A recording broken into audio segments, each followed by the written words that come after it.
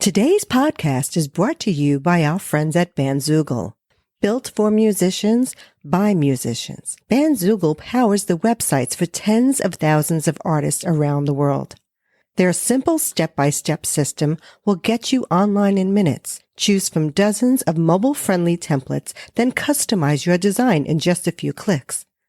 Built for musicians, by musicians, Bandzoogle has all the features you need for your website and EPK already built in, including tools to sell music and merch commission-free crowdfunding and fan subscription features, mailing list tools to grow your fan list and send professional newsletters, integrations to pull in content from your online services, including YouTube, Twitter, and SoundCloud, and live support from their musician-friendly team 7 days a week. Go to bandzoogle.com to try it for free for 30 days, and be sure to use the promo code DrummerGirl.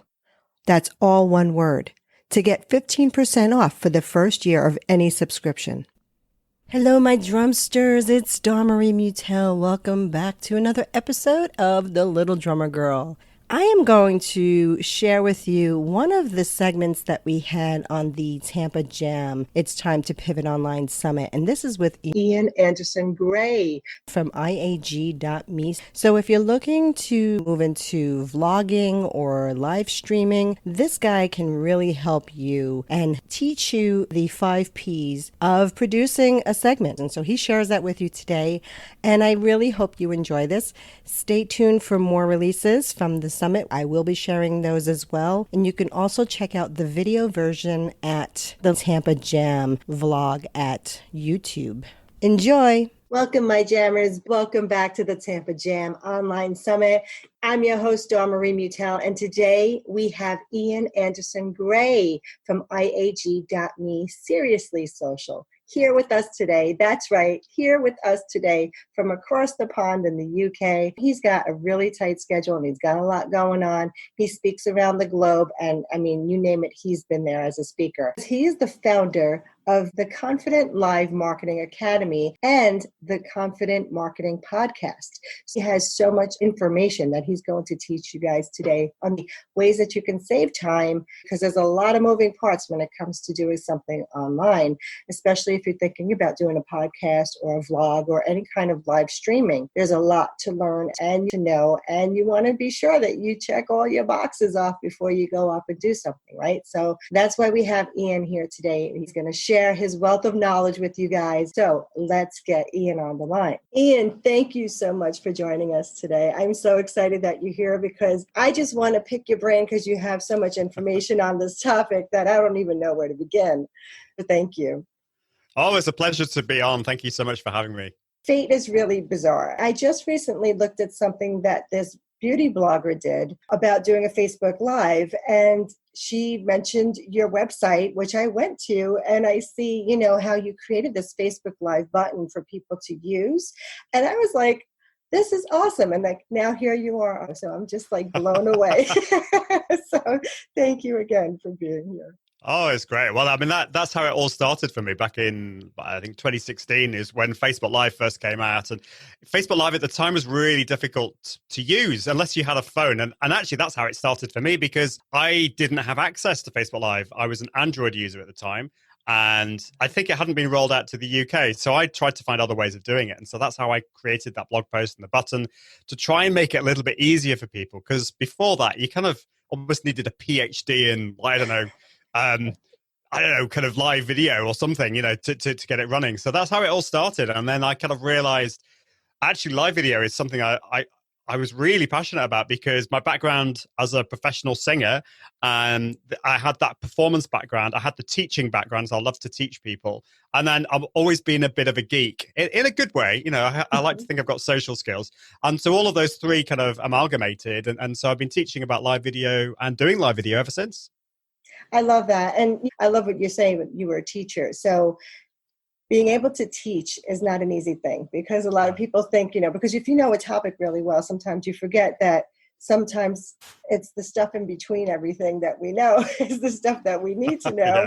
Yeah. So if you have people that are just kind of getting started and looking to break into live streaming, what would you suggest for them to start with? Yeah, so don't let the tech and the gear get in the way. It's so often, I see this so often, that people think they need to spend lots of money and they need to kind of, I don't know, get all these, get a camera and connect it with a computer and do all this kind of like really complicated stuff. Don't do that. Start off really simply. You've got to, most people will have a phone that will allow them to go live. So I would say start on your phone. Facebook in particular makes it really easy to go live. You just go to your profile, you create a new post and go live. And the best thing to do is just test it out, because you can change the privacy settings to only me. So that's what I recommend. Change the privacy settings to only me, go live. No one will see your live video. It's only you when you watch it back. So that's a great way to go live. And if you're a little bit nervous about that, even if you are in the world of performance and you go on stage and do all that kind of stuff, I mean, that was my background, but I found getting in front of the camera weirdly scary.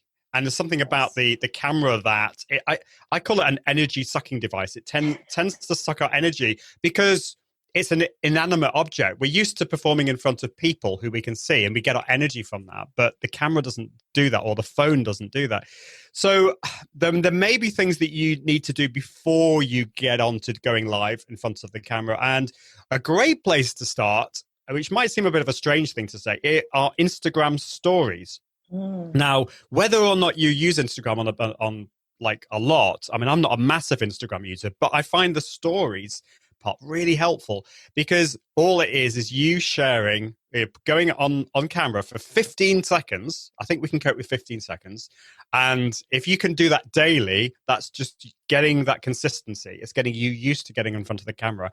And the best thing is they get deleted after 24 hours. So what's the worst that's going to happen? So that's a great way to get confident in front of the camera. And then go to Facebook and do the only me, change the privacy to only me and start it that way. Once you've done all of that, there's loads of stuff you can do. We can up the tech, we can start talking about strategy, and we can talk about content and how you're going to utilize that. But often it's getting that confidence to press that go live button. That's the scary bit. I agree, because I was not a fan of videos, and it really, I'm more of an introvert, and I had to push myself to be more of an extrovert just to get in front of the camera. And, like you say, it is easier when even in front of a stage full of people. I still had stage fright, but I loved the performance part of it. So it was easier that way. And you knew when you had a reaction. And that was another question I had. What should they think about when they need to be pumped up for a live, let's say a live performance, when there is no audience to give them that extra, feedback so that they can stay hyped up? Is there anything like even just like warm up their vocals or anything like that may be different when they're doing something that way? Yeah. Great question. And it's not a question that actually people ask that often. People think that, you go live and then that's it. But you've got to totally warm up your voice, warm up your body. So if you go to the gym or you've done kind of warming up exercises, those kind of exercises are really good. So stretching your body, doing some vocal warm up exercises as well. So something that you can do is go from the low part of your voice up to the top and then down again. So something like this, which will sound really strange, but like that. Because what we don't want is when we go live is to sound like this, like we're sounding like a robot and people are going to fall asleep if you speak on a monotone.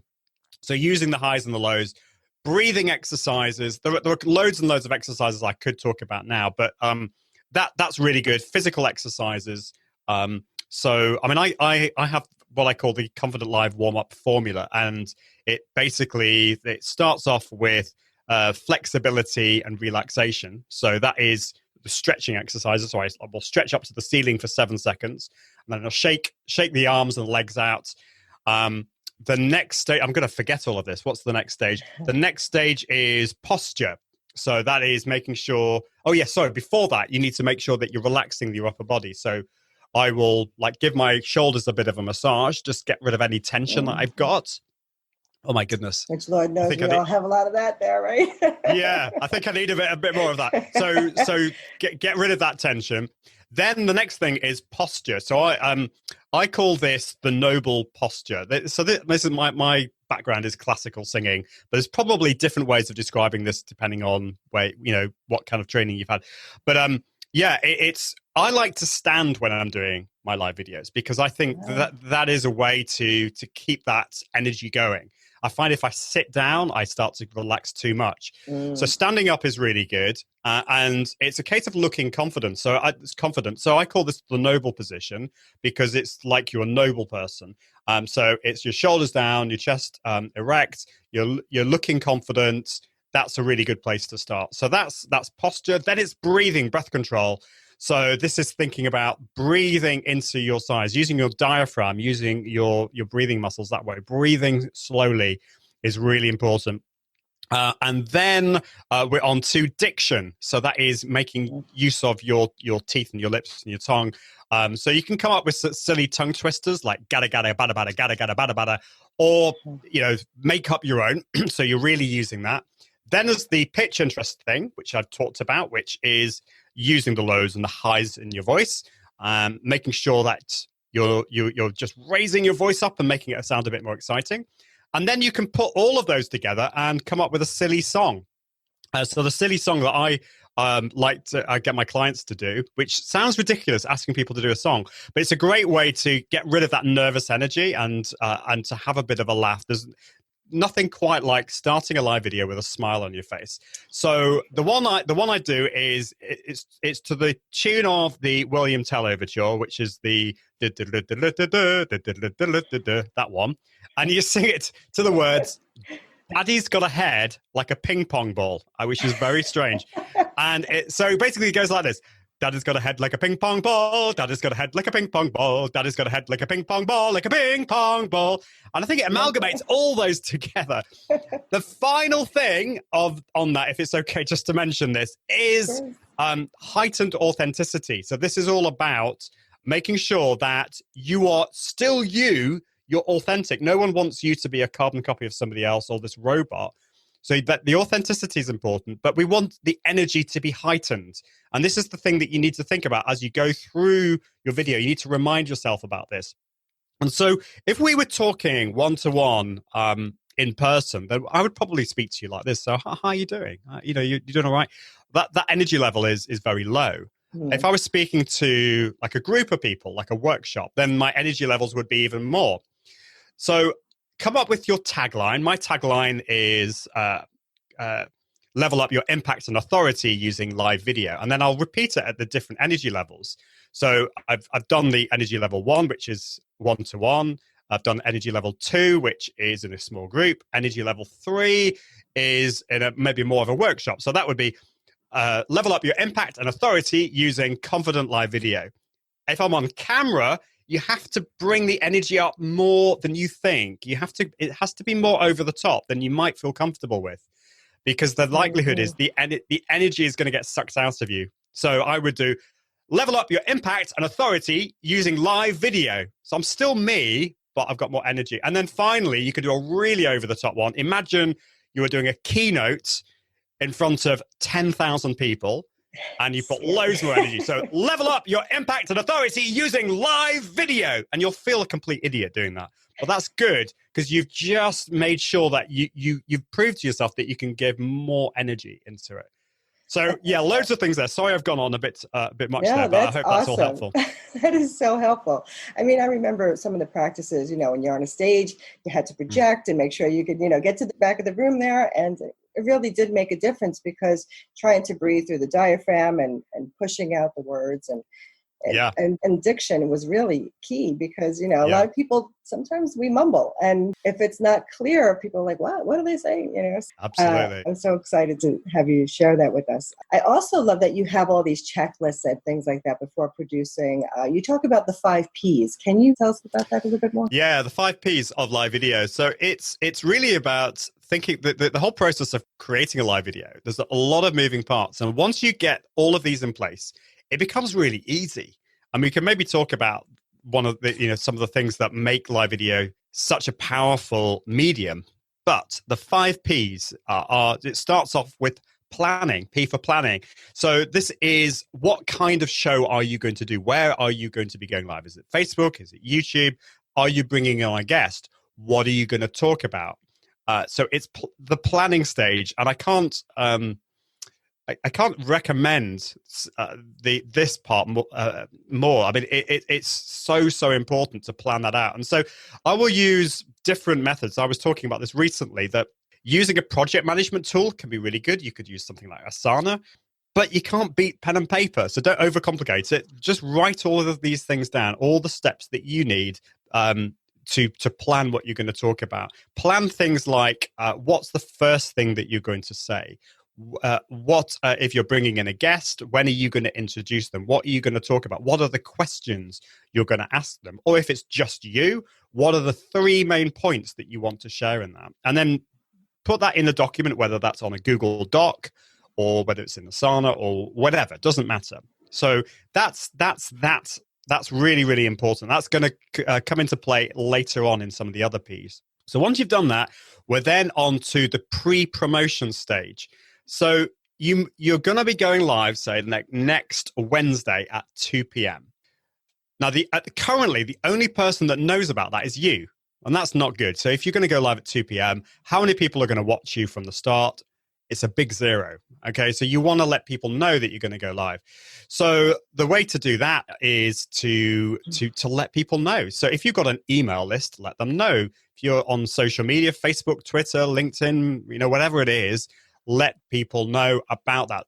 And you can create images. You can use tools like Canva or Wave Video to create little promo videos, just to let people know that you're going to be going live next Wednesday. I think I said at 2 p.m.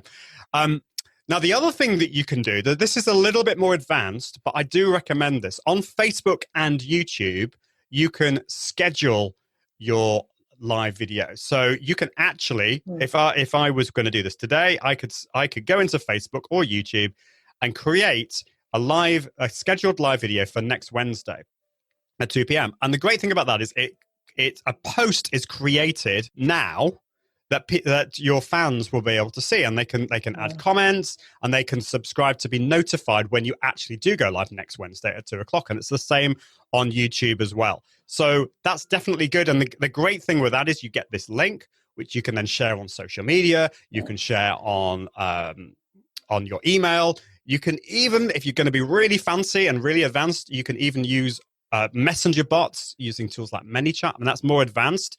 But there's all these other things that you can do if you schedule your live videos. So that brings me on to the big day. It's next Wednesday. It's 2 o'clock. It's time for the production. You are going to go live. And so there's quite a few things that you need to think about when it comes to that. We've talked about warming up your voice and your body. We've not really talked about the technical side of things. So you need to make sure that everything is working. If you're using a computer, restart your computer. Make sure everything's shut down as much as possible. Make sure your audio is working. There's nothing worse than starting your live video if people can't hear you. Your camera. Check your internet speed. There's a really cool tool called speedtest.net, which I always recommend that you load before you go live to make sure your internet is working. And then you go live. So that's the production side. Then we're moving on to the fourth P, which is the post-promotion. Now, a lot of people think that once you press the end broadcast button, that's it. And I know you mentioned you're an introvert. Well, I'm a bit of an introvert too. So I'm usually on a bit of a high at the end of my live videos, but then there's the crash. And so I want to go to bed and I want to sleep. So, but this is why planning is so important. So at this stage, you need to think, well, what next? You want to direct people back to your live video because there's a really, really important audience that we've forgotten about. Yes, your live audience is really important, but how about the replay audience? And actually, your replay audience can sometimes be higher than the people watching live. So you want to email your list. You want to send social media notifications out. Check out this video a live video I did the other day. It's on this and this, and I shared this amazing thing. And the cat jumped on the keyboard and a disaster happened. Because actually people like when things go wrong. So yeah, there's the post-promotion thing. And then finally, I'll be just very brief here, but this is the bit I get really excited about, is the repurposing. Because we want to turn this live video, this thing that is very transitory, very quick, and it kind of falls off a cliff for, never to be seen again. Well, we don't want that to happen. We want to make sure that it's working well for us. It's a piece of evergreen content. We can turn that live video into a podcast, or we could turn it into a blog post, and we can turn it into all these different things. So that's what I do with my show. I do go live, but it goes into a podcast, it goes into a blog post, it goes into social media images, and it lasts for a lot longer. And I'm really excited about that because it takes me a huge amount of time to create a blog. But with this, I create the live video, and then I can very easily repurpose it into all those different platforms. Now that sounds amazing because there's so many moving parts. And I know you said having a checklist is really important as well, just so that you could check your list and check it twice and make sure that you have everything. Because we do forget things, you start to take things for granted, and then all of a sudden we're like, oh yeah, I forgot my mic, or something. Something that is so obvious that we just could forget it. So having that checklist is really a great tool to have. Also, you mentioned the repurposing. You mentioned a company, something 10X. I can't recall what they were called. Yeah, Content 10X. Content 10X. So they will help you repurpose your material and things like that. You can actually send them your blog post or your podcast or your live stream, and they can set up some different ways to repurpose it for you. Yeah, so there's a number of different ways of doing it. I mean, that's the easier way to actually just pay another company to do it for you. And if you've got the budget for that, I highly recommend that, because this can take up a lot of time. Yeah, you can definitely do that. And there are other services, but Content 10X are great, and I use them. But the other thing, if your budget isn't going to stretch to that, then certainly follow their blog, content10x.com, and they've got a podcast and a book that will tell you all about repurposing. But there are some other services. If you've got the budget to pay a company like Content 10X, I'd always do that. But if you want a cheaper and quicker solution, then there's a tool like repurpose.io is one. So what that does is it takes your Facebook live videos after they're done and will turn it into a podcast for you. So it's a bit quicker. It's a bit too quick and easy in that it will just take the audio and make it into a podcast. And I prefer to kind of do a bit more than that. But if you want something quick and easy, then repurpose.io is a good place to start. I love that. I have to check that out for myself. Thank you. It's true. I'm a one-man band pretty much overall. Yeah. And so it's really tough. And when you have a lot on your plate and you do have a lot of steps for each of these different shows, whether you're doing it one time or you're doing it weekly, or I don't know how, was it John Dumas who was doing a daily show at one point? I'm thinking, how did he ever do that? But that's another Don't know how he did that, yeah. I don't know.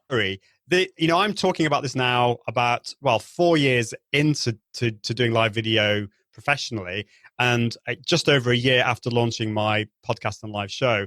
And in a sense, all the stuff that I mentioned there is what I've learned over the last 4 years and I'm implementing now. You don't have to implement all those things right at the start. That's just, you're going to get burnt out. But this is where we're aiming, and I'm still aiming for more. I'm still changing and updating my structure and my process. But yes, that's what I'm working on. And if guys out there are looking for ways to do some inexpensive, whether it's graphics or if it's looking for somebody to help you with a blog or even just writing things up or doing editing, Fiverr, Fiverr, is also another great place for you to find some contractors out there. And I've had things done for me, logos, for $5. And I was like, wow, that was great. Where were you 30 years ago? And I really needed you for my real estate business. But so I thought it's a good starting place to get whatever they need done. I mean, it's just an amazing resource I found. Yeah, totally agree. I have love for you to share your story, how you went from the theater and the classic training to what you do today, if you don't mind. Yeah, of course. Yeah, see, it's like a very kind of strange journey. I didn't plan it this way, but So I mean, at school, I was a combination of a bit of a geek. I've always been interested in computers, but also passionate about music. My mom was an opera singer, and so when I got to the end of school, I had to make the decision: do I go down the science route, the tech route, or do I go down music? And music, I went to university to do music. I went to music college in the UK to train to be a professional singer. And after that, I sang around the UK as a soloist, and I taught singing. In fact, I still teach singing today.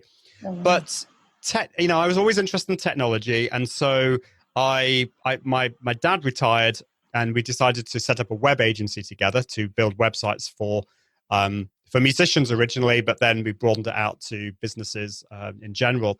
But it was really back in 2012, after years of procrastination, I decided to set up a blog. And I was really interested in social media at the time and the technology side of things. And so I started writing about that. I wrote about it. The thing that kicked it off was a blog post that I wrote about Hootsuite. So I don't know if people have heard of Hootsuite, but it's a social media management tool. It was the biggest at the time. And so I wrote about it, but I thought I'd write about my frustrations with it. And I tried to make it as positive and as objective as possible, but it was called 7 Reasons Not to Use Hootsuite. Oh. And it went viral. And awesome. I thought, oh, wow, okay. And then in 2015, I went to a social media conference in San Diego called Social Media Marketing World. The following year, I got asked to speak at that. I was completely blown away by that. And then in 2016, I've kind of told part of the story. This is when Facebook Live came out, and I wrote an article which has had, I think it's had about 4 to 5 million page views, that article, with the button. And I just basically tried to make live video as simple as possible. And it completely blew me away. I created a course, which went really well.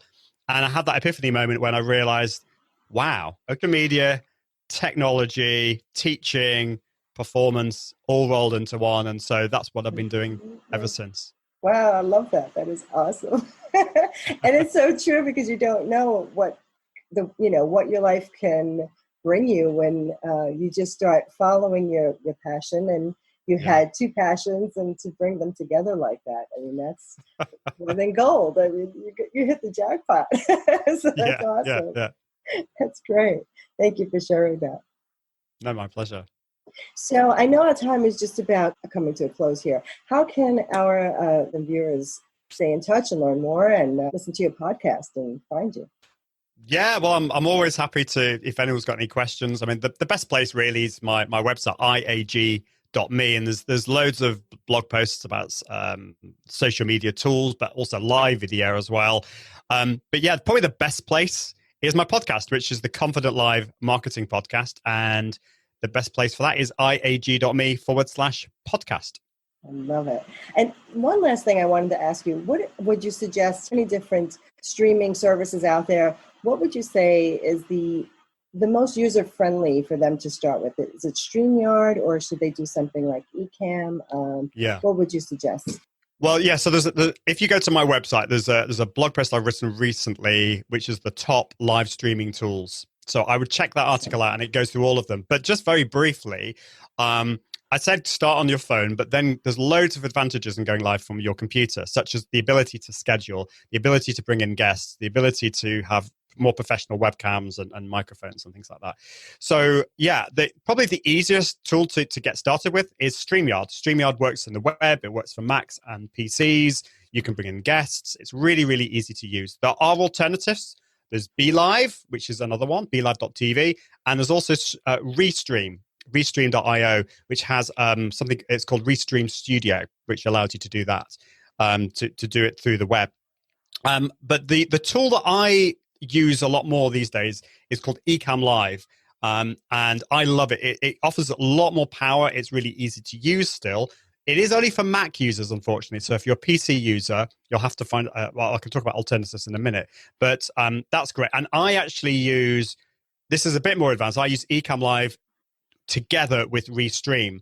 And so Restream has this other ability that allows you to multi-stream to lots of different networks. So I can go live in Ecamm, and then I can connect with Restream, and then that will broadcast to Facebook, YouTube, LinkedIn, Periscope, Twitch, you name it, all these other channels. And I can bring in the comments really easily. If you're a PC user, there are other tools. There's probably the real top end one is called vMix. It's quite complicated to use, but pretty good. There's Wirecast. That's again a professional tool, quite expensive. There were quite a few other ones, but actually, I mean, probably the easiest one to if you're a PC user to get started with is StreamYard. Awesome. And StreamYard is pretty affordable. Yeah. Some of the other ones are a little bit pricey. Yeah. And I thought, they're kind of up there in price, so I don't know if I want to invest that much. Well, There's a free version of it. So they put their logo on the top right, which is fair enough. It's free. Nice. I think it's around, I could be wrong, but it's around $20 per month for the basic plan. Restream is similar. Be Live, they're similar. Ecamm is actually, I think, might be a little bit cheaper than StreamYard. So if you're a Mac user, you could check out that. Yeah, I really like the Ecamm where I didn't realize you could do so many different things, picture in picture and all these other fun little things you can do inside of there. And I thought, oh, that's fun. And because I do a lot of presentation work with my courses, and I thought that would be a good way to also. So if somebody's looking to do a course, I think that could be a fun way to record a course. Exactly. And you can all, I am actually using Ecamm Live at the moment. So I'm bringing Ecamm Live into Zoom. And so, I can change the screen like that. And and do lots of different cool things. So yeah, it's pretty cool. I love it. Thank you. Thank you for your pearls of wisdom. You're just a plethora of information. So thank you very much. That's my pleasure. It. If you're ever over in the Tampa area, I'd love to see you and show you around. Awesome. That'll be lovely. Thank you, Ian. Appreciate it. Guys, stay safe. And thank you. And to my jammers out there, thank you so much for joining us for this. I hope you learned a great deal from him. One of the things I love to do is with the information that I learn, you can use it right away. I immediately implement it into my business, and it's always helped me out tremendously. So I hope you really get to use some of the things he talked about today. And remember, it's never too late to leave a trailblazing behind you. So rock on and rock out, and I'll catch you on the flip side.